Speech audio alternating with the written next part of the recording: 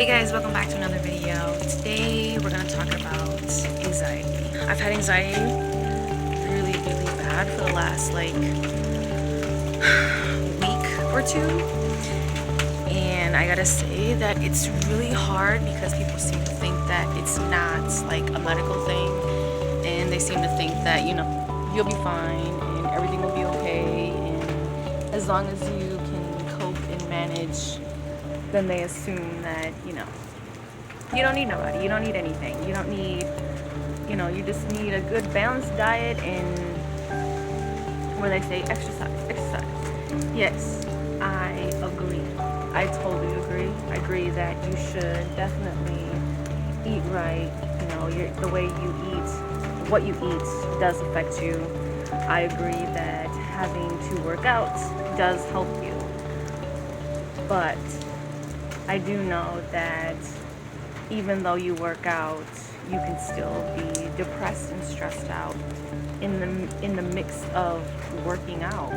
You can be eating right and being healthy, and the next minute you'll have a panic attack about something that you had no control over. You can be doing all kinds of positive things, and then something just triggers your anxiety, and here you are just sweaty, hot, uncomfortable, sad, numb, honestly, just numb to a different feeling that you just don't understand. And I gotta just say that, the last couple of days, weeks or so, I've suffered from it. And I suffered through my whole life for different reasons. But I just want everyone to know that the best way to heal from your anxiety is to accept it. Like, the one thing we hate is accepting our weaknesses. If you accept it, you definitely can heal from it, because if you look at it as, in a different perspective, like as if it was like a broken or like a sprained ankle.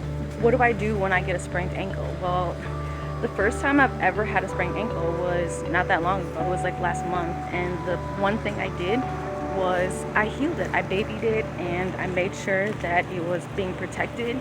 I made sure that it was being covered up, or, I barely walked on it. I did everything I could to take care of it and make sure that it was going to be stronger the next time that I need to use it, that it was going to work, that I wasn't going to fall over, I wasn't going to get another sprain. That's the same thing as having anxiety. It's the same thing, because to be honest and to be frank with you, you're never going to just get rid of it. There's no way you're gonna get rid of it. There's no way you're gonna, tell someone like, I don't suffer from mental health anymore, I'm cured. It just doesn't work that way, ever. It's never worked for me. My daughter actually suffers from depression, anxiety, just as well as I do. And, I got it from, it's kind of like hereditary, I guess they say. My mother suffered from suicide attempts like a bunch of times. I have as well, and I have overcome most of that feeling. I'm really glad that I don't act on certain things that I have before, and it's a refreshing feeling to know that. So that's why I try to say, like, anxiety, depression, mental health. Mental health is super important, because it's been over 3 years since I've self-harmed, and I'm pretty proud of that. So every day, what do? I work out. Yes, workout. I have a workout session right there. If you guys want to see me do some simple workouts, because it's not a gym, but it's a workout session. When I feel myself just unhappy and I feel like I just can't do it anymore, I will, start drinking water. I'll drink water, ice water with cucumbers in it, or lemon, anything that'll make me feel refreshed. Because honestly, the anxiety is it's part of like a toxic negative in your head, and once it affects your head, it'll affect your body. A couple days ago, it was so bad to the point where I had to take a nap. I had to lay down and I had to reevaluate my mind because my mind was just going and going and going, and it was like as if it was physical pain in my body. I'm sorry, my clothes are in the background, but I pretty much just want to talk about how, working out is one of the best ways to help you with your anxiety. Reading is another thing that helped me with my anxiety because I decided to let go of, hurt in my life, people who have, made me feel like my mind is going crazy. I read because it escapes everything. Write in a journal.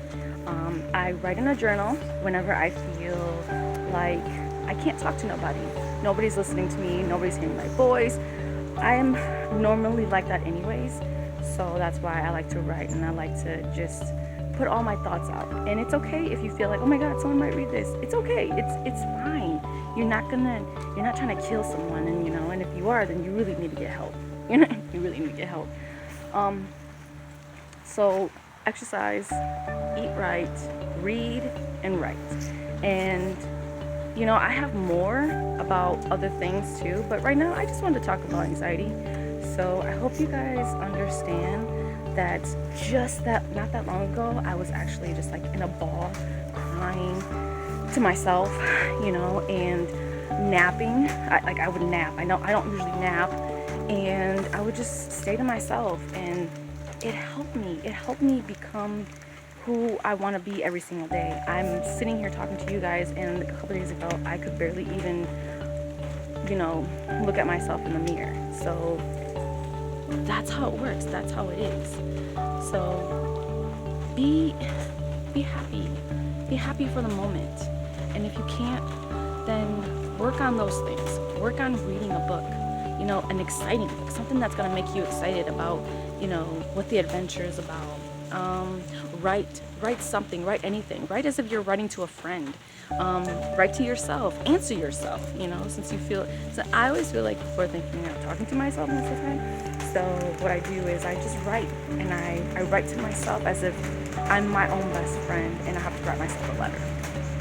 So that's one of the best things that I do for myself as a self-care process for me. So yeah, that's pretty much all I really wanted to say. It's raining now, so I hope you guys have a good day, a good night, and be safe.